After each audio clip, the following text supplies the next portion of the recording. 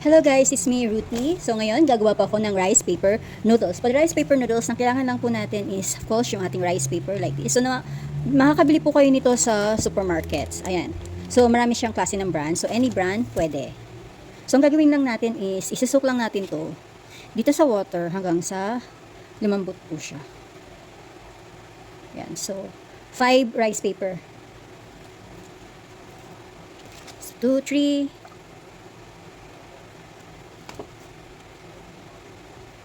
4, 5. Ayan. So, hindi lang natin yan na masok. Pag lumambot yan, i-transfer natin dito. So, ayan. Lambot na siya. Ito yung itsura niya. So, salagin natin yan dito. Ayan. And then, mag-soak ulit tayo. 1. Depende kung gaano karami ang gagawin nyo.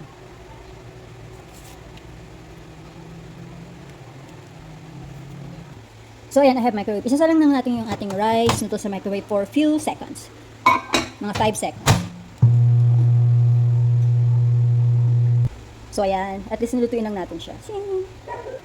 So, ito na siya after 5 seconds sa microwave. So, ngayon, ikakat na natin yan. So, gamit lang kayo ng kutsilyo. Cut mo lang siya ng pahaba. So, dahan-dahan. So, yung kapal, depende sa gusto nyo. So, ganito magiging itsura niya. Oops. Ayan, see? So, yan. Ilalagay natin ngayon yan dito sa bowl. Like this.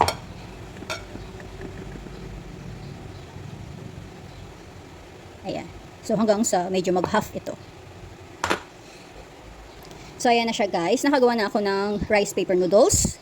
Ayan. So, this one is around 15 pieces. So, isa-set aside natin siya. Gagawa naman tayo ng ating sauce ng noodles. So, meron pa tayo ditong bowl. And then, kailangan po natin ng 2 tablespoon ng ating soy sauce. Ayan.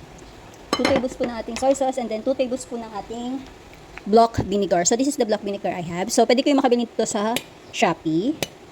Sa Shopee ko lang siya binili. So, this is 2 tablespoon block vinegar. And kailangan din natin ng 1 tablespoon ng ating sesame oil. And then, ating chili flakes. So, konti na lang yung aking chili flakes. So, ilalagay ko na siya lahat. Hindi po ako mahilig sa chili cherries. And then, meron ako itong 3 cloves ng ating garlic. Minced po siya. And then, spring onion. Ayan, ito ako. Ayan. I-mix lang po natin. Then, meron po ako ditong 1/4 cup ng oil. Iinitin ko lang siya sa microwave. So, tinirehit ko na yung oil. So, ilalagay natin yan dito. Haluin nyo lang.